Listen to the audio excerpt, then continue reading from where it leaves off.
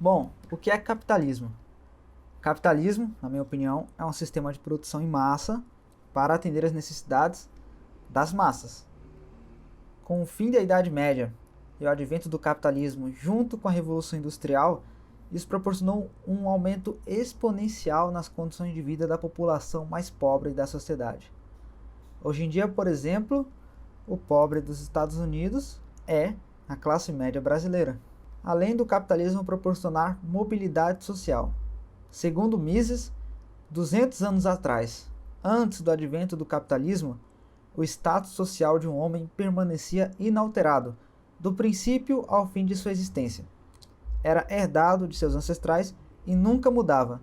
Se nascesse pobre, pobre seria para sempre.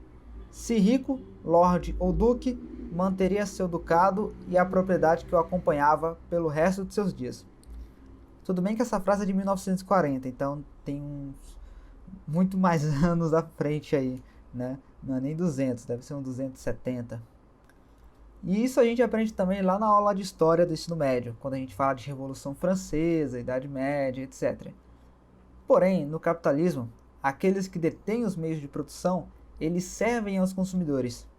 É o consumidor que vai garantir e decidir, com seu voto, quem manda diariamente, em quem eleger.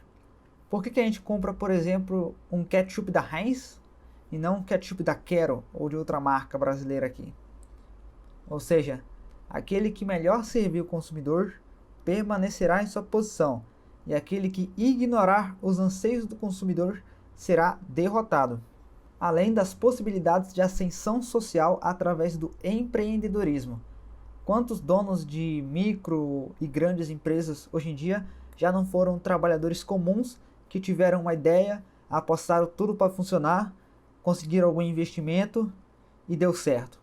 Vale lembrar que o Bill Gates também começou pobre, ele já foi preso por dirigir sem carteira de motorista. O Steve Jobs, criador do iPhone, também. Mesma coisa, começou a empresa numa garagem. A HP também foi fundada numa garagem, a Disney. Muitas empresas ali, o Vale do Silício nos Estados Unidos, pipoca empresa pequena com potencial de crescimento. Outros princípios do capitalismo é a propriedade privada, a livre concorrência e a livre iniciativa. A função do Estado é a garantia da propriedade, da lei e da ordem. Isso a gente vê também no livro Por que as Nações Fracassam, que mostra que quando o Estado não consegue garantir a propriedade, a lei e a ordem, você tem um desmoronamento da sociedade. Então, o homem deve ser livre para agir, fazer negócios e etc., sem ser amarrado pela burocracia do governo, e ele deve ser dono do fruto do próprio trabalho, sem que seja roubado por pessoas ou pelo aparato estatal.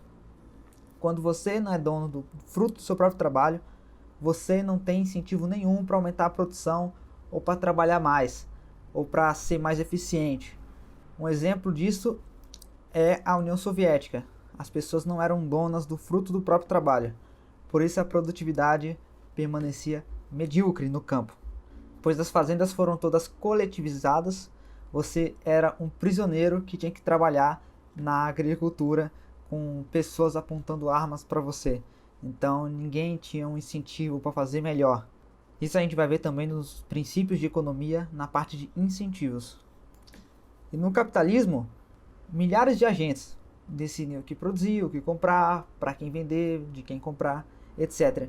Milhares de pessoas, milhares não, né? Bilhões, fazendo pequenas decisões todos os dias. Isso é um caos, em que todo mundo está fazendo alguma coisa diferente, porém, ao mesmo tempo, tudo isso conduz a uma sinergia entre todo mundo, que é a busca de melhores condições de vida e a busca do lucro. O lucro que é uma recompensa por produzir aquilo que as pessoas querem comprar.